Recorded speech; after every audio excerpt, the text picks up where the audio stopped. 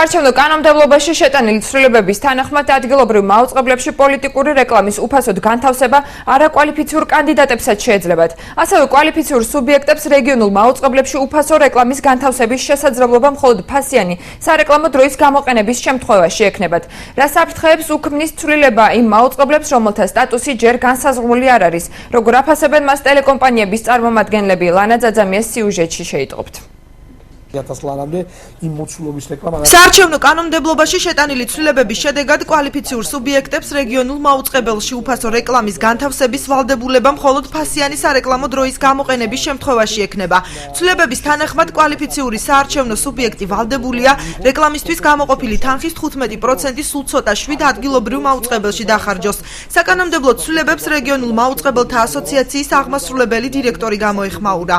პოლიტიკური რეკლამის უფასოდ განთავსების ვალდებულება სერიოზულ ზავას აყენებდა მაუწყებლებს, სწორედ ამიტომ პარლამენტმა შეცვალა რეგულაცია ადგილობრივ მაუწყებლებთან დაკავშირებით და ადგილობრივ მაუწყებლებს მხოლოდ იმ შემთხვევაში დაავალდებულა უფასოდ პოლიტიკური რეკლამის განთავსების ვალდებულება, თუ განათავსებენ ფასიან პოლიტიკურ რეკლამას, მაგრამ ამავდროულად პარლამენტმა თქვა, რომ თანხა, რომელიც აქამდე გამოყოფილი იყო ისედაც პოლიტიკური რეკლამის განთავსებისთვის, მისი 15% უნდა დაიხარჯოს მინიმუმ 7 მაუწყებელში. ესეც მნიშვნელოვანი საკითხი გახავთ, იმიტომ რომ ამით რეალურად მოხდება ერთგვარად კომპენსირება უფასო პოლიტიკური რეკლამის განთავსების, თუმცა ჩვენ მგონია, რომ ეს მაინც არ არის საკმარისი. ცვლილებები თანასწორი საარჩევნო გარემოს ჩამოყალიბების მხრივ წინ გადადგმული ნაბიჯია აცხადებს პოლიტიკური პარტია თავისუფალი საქართველოს აჭარის წარმომადგენელი. აუცილებელი არასაპარლამენტო ოპოზიციისათვის საპარლამენტო ოპოზიციას მე მგონი თანაბარი დრო უნდა კონდეს. ანუ ის რეკლამების თანხები, რომლისთვისაც ჩვენ ასე დეფიციტს განვისვით, ხო, რომ შემდეგ სალაპარაკო არ დარჩეს. მე მგონი ძალიან კარგი და წინ გადადგმული ნაბიჯი არის ხელისუფლებისათვის. ტელეკომპანია გურჯაანის აღმასრულებელი დირექტორის ლევან ალექსიშვილის თქმით, ცვლილებამდე ეთერში ფასიანი რეკლამა არავის სჭირდებოდა, რადგან უფასო პოლიტიკური რეკლამის განთავსების ვალდებულება არსებობდა. კანონის ის ვალდებულება, რაც მაუწყებლებს აქვთ, პირობითად 15%, ხომ?